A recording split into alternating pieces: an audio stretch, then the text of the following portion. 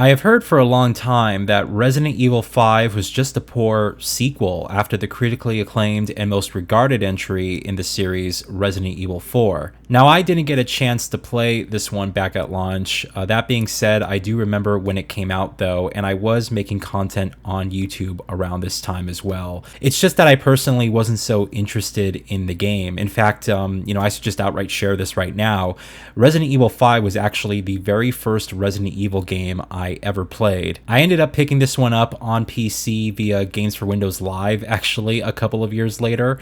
And while I did try it out, I never actually beat the game and only made it roughly a third through the actual campaign. So now, after all these years later, and with the now resurgence of the Resident Evil franchise, I decided to revisit this one via the Xbox 360 console version, the original release.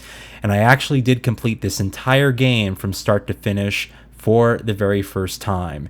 And boy, I do have some thoughts to share about this one, although I think many of you will be surprised based on what I have to say. Now, at this current point in time, I have played just about the majority of mainline Resident Evil titles, that being the remakes of 2, 3, and 4, the original 4, 5, and 6, some spin-offs like Revelations 2 and Operation Raccoon City, and of course the subsequent reboots of 7, 8, and, well, at the time of me recording this video, the upcoming 9th entry. And I would say that I'm a fan of this franchise. I play just about every new game in this series, and I look forward to them as I much prefer what Capcom has done to basically, revitalize interest and love for this really important series. And I must admit as well that the pacing of these Resident Evil games just speaks to me much more so versus when I was playing it and I was a much younger kid. I think I've just grown to appreciate the slower paced, more exploration and puzzle heavy gameplay, of these entries. And of course, the revisits and the openings of new paths and secrets as you sort of get to, go back to these environments with new tools and, new equipment and stuff. I really do appreciate getting to play these games and get more intimately connected with the levels and just sort of taking my time to explore and see what I can unlock and what I can actually obtain. I think as I get older, these type of games really feel like they take their time and you get to appreciate all the nuance and the art direction and like the quality of the visuals and the sound as well. Having this tension grow and rise as you're carefully pillaging for ammo and resources, and then, you're facing some overwhelming odds on top of that. It's just a fun gameplay loop. But in any case, Resident Evil 5 here is what I would consider really the last of the classic RE formula gameplay. And it's based more heavily on the gameplay advancements brought forth by Resident Evil 4 and attempts to combine a more action-oriented, cooperative experience building off the success of that sequel. Now, Resident Evil 5 has similarly structured pacing to RE4, and you'll find, the same sort of over-the-shoulder type gunplay, but this time you're in Africa, and I would say immediately that the game wastes very little time actually getting you into the action. In fact, upon starting this game, you're almost immediately fighting off hordes of enemies, and there's like this quickness brought forth to the gameplay, almost as if the developers are trying to kind of rush you through the next set piece. You'll be exploring these hallway-like levels, some enemies pop up in between, and then you get to these wider open arenas, and then all of a sudden all hell breaks loose and you have people chasing you with pitchforks. It just goes haywire. I recall when I was younger that I found this to be a bit disorienting because the gameplay was just so much slower than what I was expecting. But, as I'm older now and more familiar with the older games and this style, really, I actually had very little issues with the combat and the overall feel of this game. I mean, yeah, it's slower and you can't move while you aim, and it's just a much more, reduced and sort of tactical gameplay loop. But I still found the fun in it, and it didn't do much to make my gameplay experience frustrating. In fact, I actually found it aged a bit better than I had thought it did. And what I really enjoyed, though, was getting to know these environments and then, again, finding all these secret items and just making my way through the game, seeing what new levels I get to experience. The levels are simplistic in terms of their layout, but it's sort of fun to explore a very different locale compared to other games. And, I think with that, we should probably touch on the visuals. But before that, let's take a look at the Resident Evil 5 box art on Xbox 360. Wow, there is a ton to unpack here. Capcom just did a tremendous job in putting together this physical release. So you could look at the front cover there and the spine with the logo and stuff like that. You have really just a ton of information and just really cool screenshots and stuff, but it gets even better. As you open up the game, you actually get one of the thicker manuals I've seen for games of this era. And then on top of that, as you're going to see in a bit, here, let's take a look at the game disc, pretty basic and bare bones. But I mean, look at this manual, guys. Not only is it in full color, but it just has incredible artistic direction, tons of screenshots, tons of information, details on the characters, the world, the setup, all the controls with just like actual, picture descriptions of what each, option does. And just everything that you could want in a manual for a physical release. It's just excellent. This kind of reminded me of the older Metal Gear Solid manuals that we used to get, which are kind of done in a comic book form. But here, Capcom has sort of done it in their own style. And when I was checking this out, I was just like, oh, wow, this is just so well put together. I mean, timelines and all that stuff. We got some advertisements for some upcoming games, Dark Void, which I decided not to pick up for my collection, but I actually played the demo for Dark Void.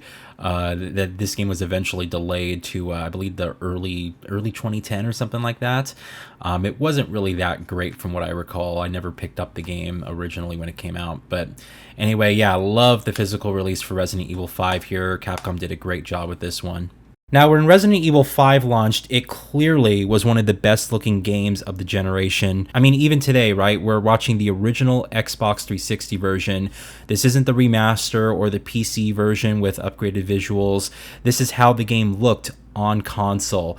And I would say that even for today, I was quite shocked at just how beautiful this game is and what it was doing basically on this age-old hardware. Capcom's old MT framework engine is just sublime here. It brings a great suite of post-processing effects, gorgeous environmental rendering, and the characters in particular are very beautifully rendered. 2009 was just a powerhouse year for console graphics, and Resident Evil 5 really stands up there as being one of the best and the most beautiful games on the market. You get a 720p 30 FPS presentation here, but I actually found the frame rate to be quite steady on original hardware, which, I should mention as well that is the only way you're able to actually play this original version. The original Xbox 360 release of Resident Evil 5 is not backwards compatible on the Xbox Series X, so you do need the original 360 console to actually play it. Now, this isn't so bad. Capcom did release remasters for this game on PS4 and Xbox One, but the point I was trying to make is that playing this on original hardware, I was just in no way dismissive of the technical prowess on offer here. I think the gameplay, felt quite fine. Now, for sound design, equal care has been put into this experience as well. We got great environmental sound, great voice acting. I just love the duo of Chris and Sheva in this one. They kind of play off each other in very interesting ways. Often Chris feels overprotective of Sheva. She sort of has to remind him every now and again that she's perfectly capable on her own.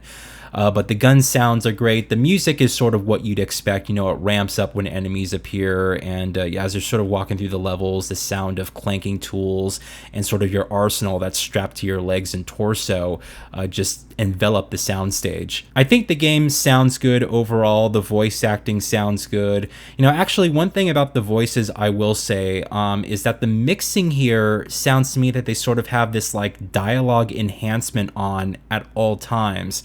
And it just makes the voices kind of stand out, too much as just being overly loud or just containing like a lot of treble. I think that they could have perhaps balanced things out a bit better here. Nothing seems far off to the point where it kind of took me out of the experience in any meaningful way. It's just something that I noticed that when the characters are talking to each other, it just sounded a bit different and a bit more post-processed. So overall, it was nice to finally beat Resident Evil 5 after all this time. You know, I wanted to play the original version here. I know that they fixed a lot of things in the remaster, like the camera placement and the field of view, and of course touched on the image quality and frame rate, but I actually quite enjoyed the game. Really, it seems to me like 70% of this game is just classic Resident Evil goodness. And then what happens is, as you're making your way towards the end of the game, it just loses a bit too much focus and kind of just throws everything at you. Like out of nowhere towards the end, they throw at you a cover mechanic in the game. And you're fighting tons of, you know, bosses, there's puzzles and like all these enemies, and you know, the game just went from this slower paced with brief breaks in between to just heavy action nonstop. In fact, I would argue that the reason for many people's distaste for this entry actually comes in the last quarter of the game, because just as it seems it's starting to end, right, it ramps up the action and then throws you for a loop and tries to be an almost completely different game at times. And you know, Chris Redfield probably punching a boulder in a lava pit might have just been the last straw as well. But you know, I was thinking about a potential remake for Resident Evil 5, you know, and that's already been teased. It's basically all but confirmed at this point that we're gonna get that. But I honestly feel that all they need to do here is just rewrite the story to be a bit less cliche, a bit more interesting, and you know, just retain the main plot points and the themes, and then clean up the last couple of acts here, and I think you got yourself a really great entry in this franchise, one that people would really enjoy today. But I don't know, man, you know, perhaps the game was treated a bit unfairly at release. Over time, for me at least, I do feel this game has aged a bit better. And I won't lie, I actually did come out overall, when I completed Resident Evil 5, I actually enjoyed my time with it. You know, I was recognizing its flaws. It's certainly not on the same level of like Resident Evil 4, but this isn't an awful game that a lot of fans would actually lead you to believe. And just because it has a cooperative focus, you know, I was playing this game fully single player. Yeah, you know, the AI could be a bit rough here or there, but you know, she was reviving me when I needed to be revived. We were trading items and stuff. It added a little bit more to the game that wasn't present in the previous games, because, you know, when you're working with an AI companion, you're managing two different inventory slots. And I was actually quite enjoying kind of working between the AI character and her inventory versus mine, and having to sort of, you know, balance out the combat systems. It was just a very different system and way of thinking to approach the actual gameplay. But, you know, a lot of people were saying that this was the start of the franchise being ruined. That's just what I have heard for many, many years. But, you know, what do I know? You know, in any case, all I can say is that I enjoyed the game. I had a good time with it, even this original version. And if when we do get that remake of this game, which again, pretty much the writing's on the wall there, I am kind of looking forward to seeing what they change. But I'm glad I was able to give this one a shot finally after all these years, play it through it from start to finish, and I was pleasantly surprised. I had a good time, and those are my thoughts on it. So let me know what you guys think if you're so inclined, and other than that, I'll speak with you all later. Thank you so much for watching, and I'll catch you in the next one.